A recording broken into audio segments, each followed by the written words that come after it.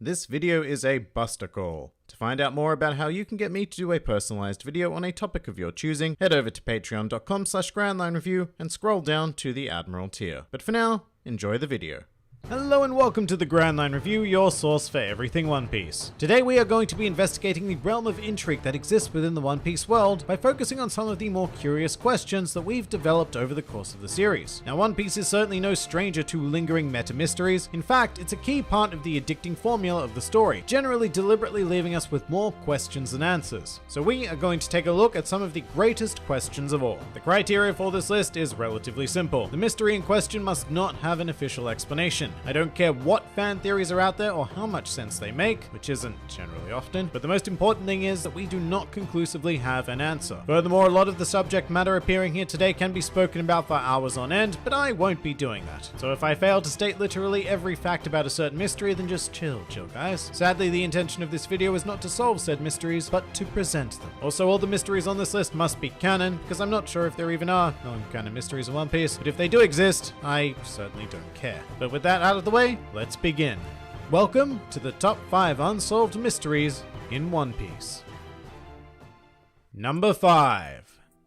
Blackbeard's multiple devil fruits. Kicking things off today, we have a moment that quite literally shook the world thanks to the Guru Enemy, get it? Whereby at the end of the Marineford arc, Blackbeard was somehow able to acquire a second devil fruit and use its ability in tandem with his first. This moment turned all accepted knowledge of devil fruits on its head, and exactly how Mr. Blackbeard was able to accomplish this feat is still a mystery at the time of this recording, all thanks to the power of a dark sheet. Now, to a fair few people in the One Piece fanbase, this isn't a mystery at all, because they've come to live in their own world of accepted headcanon and claim that this is possible due to the effects of the Yami Yami no Mi. And to put it simply, that might not be true. I'll concede that it is highly likely due to the fact that the Yami Yami no Mi can cancel out other fruit abilities, but at this stage there is no way to know for sure. And honestly, if it were that simple, I just don't see the need for Oda to keep it hidden all this time. It would be a really disappointing solution to a mystery that has endured for almost a third of the series at this point. Plus, there is a potential second explanation, which is the deeper layer of mystery attached to Blackbeard himself. Throughout the series, there have been a couple of hints that Blackbeard is far from a regular human being, the most prominent of which is right in front of our eyes in the form of the Blackbeard pirate's Jolly Roger, one of only 2 in the series to contain multiple skulls, which I find fascinating given that a Jolly Roger is generally a direct representation of the captain of that pirate crew. I mean, for example, the other Jolly Roger with multiple skulls belongs to the DeKalvin brothers, who co-captain their crew, and hence 2 skulls make sense. But why is Blackbeard a supposedly singular entity represented by 3 skulls rather than 1? Well, I'll leave that to the abundance of theory channels out there, but the mystery surrounding this man, as well as how he can hold multiple devil fruits, is very potentially much deeper than we suspect. However, not quite as deep as the rest of the mysteries on this list.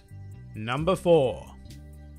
Whatever the hell this thing was at the end of Thriller Bark. This is probably one of, if not the biggest tease in the entirety of One Piece. Following the conclusion of Thriller Bark, this entity was spotted by Lola and Lola alone actually, and it was accompanied by a note from the narrator saying that it was very fortunate that the white mist was still lingering in the Florian Triangle, covering the eerie face of what may be the largest creature we've ever seen in this world. I mean, just look at that perspective in relationship to Thriller Bark, which is the world's largest pirate ship. It's absolutely insane. The narrator also heavily implied that whatever this is in fact the one responsible for the disappearance of over 100 ships a year in the Florian Triangle, a legend that began long before Thriller Bark arrived in the area. But I guess the most annoying thing about this mystery is that it may never be solved. For every other contender on this list, I am 100% certain that we will receive an answer in time. But in this case, finding the solution could only detract from what this mystery represents. The idea that as much as we explore this world is simply far too big for us to ever achieve a complete understanding of it. There will always be an unknown factor, which, as frustrating as it might be, is one of the key reasons why readers and watchers alike continue to lust for adventure in this series.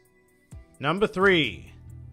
Joy Boy. As quite possibly the oldest named individual in the series, Joy Boy is entirely surrounded by a thick fog of mystery. Not a literal one like the Florian Triangle monster, but a more metaphorical one. All we know of him thus far comes courtesy of a poneglyph telling us of a time around 800 years prior to modern day. The poneglyph was written as an apology letter actually, with Joy Boy lamenting a broken promise to Poseidon, one of the ancient weapons that seems to inhabit certain mermaid royalty. Joy Boy was a human allegedly attempting to do something involving the Noah with Poseidon's help, but for reasons currently unknown, was was unsuccessful. And that's kind of it. But that's all we really need to consider him one of the greatest unsolved mysteries in the series, primarily because he is a named figure in history, and history is not something that One Piece tends to showcase a whole lot. I mean, yes, it's there, but it's kept deliberately shrouded from us as an audience because we're exploring this world through Luffy's perspective. Speaking of that history though, it's pretty difficult to continue talking about Joy Boy without bringing up number 2, the Void Century.